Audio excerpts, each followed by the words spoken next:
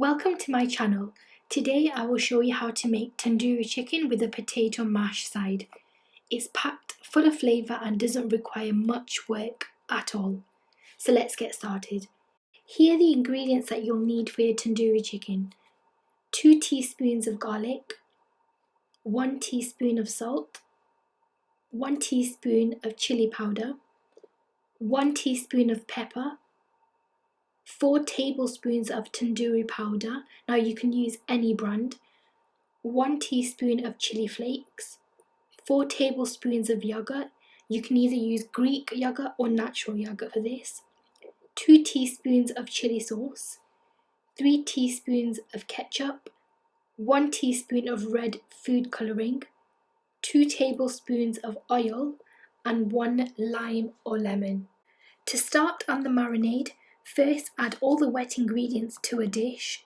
There's no real rule here, but it will make your life easier for you to mix. Add your yogurt, whether it's Greek or natural. Then add your chili sauce and also your ketchup.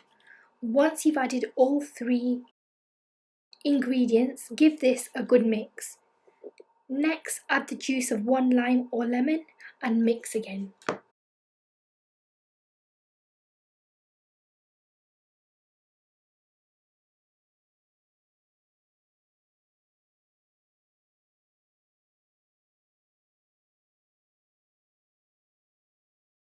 Once you've combined all the wet ingredients thoroughly, it's now time to add the dry spices in. I've added all the ingredients together in one go. This doesn't have to be done in stages at all.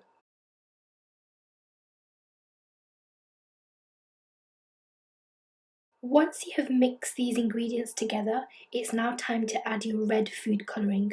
Now, this is optional, but it does give a red distinctive tandoori colour.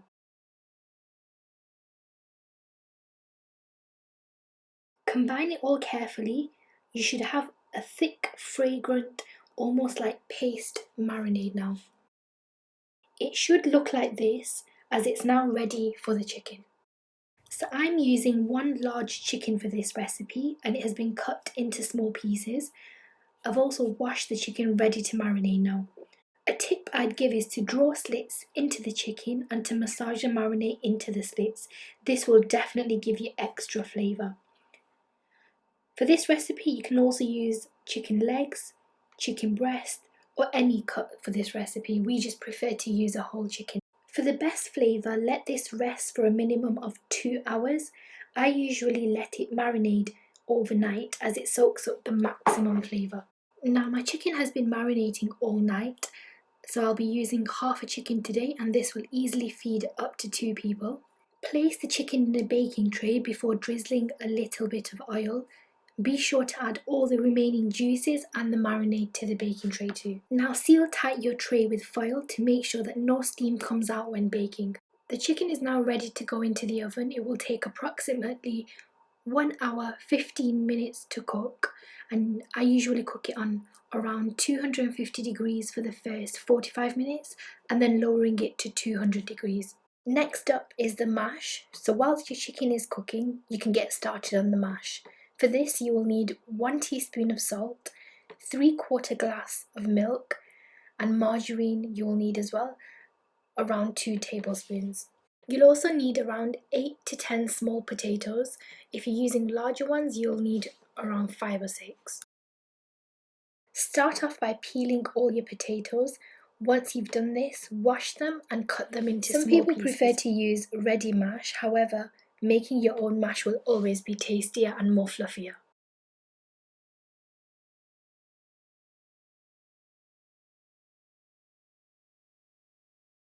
You can also add herbs, chili flakes, or even cheese to your mash, but for this one I've kept it simple.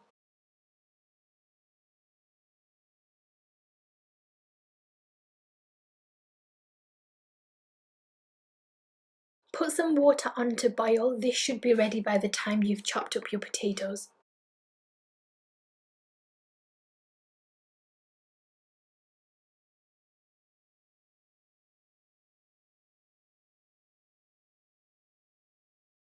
Once your potatoes are all chopped up, add them to the boiling water and let them cook until boiled fully. I normally cook them on high heat for approximately 15 to 20 minutes, and I also add the lid.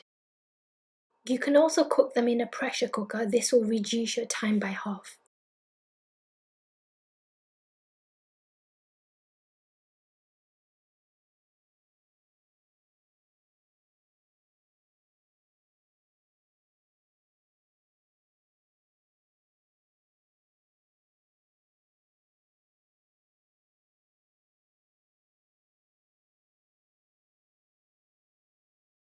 Once your potatoes are cooked fully, drain them using a colander. I usually do this in the sink to prevent any excess water going anywhere. Leave for a few seconds to ensure all the water has drained before putting the potatoes back into the same pot.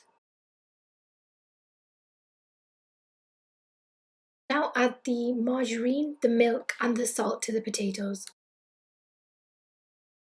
Using a hand masher, combine all the ingredients and mash the potatoes until there are no lumps. The trick is to try and do this really quickly whilst the potatoes are hot to ensure everything is combined.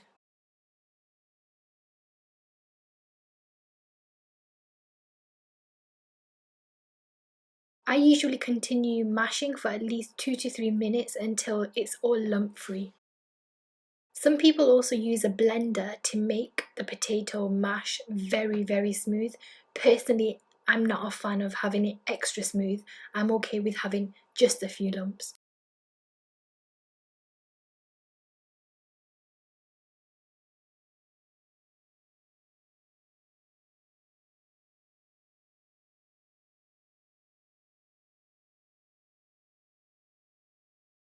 As you can see, the mash is now really nicely smooth and all the ingredients have combined together. If you wish to add any cheese in at this stage, you can also do that, or herbs or even chili flakes. You can also substitute butter instead of margarine as we've used in this recipe. It will just give a really nice buttery taste. Now it's time to serve up. As you can see, I served the tandoori chicken with a side of mash and salad also. Hope you enjoyed this video. Please don't forget to like, share and subscribe.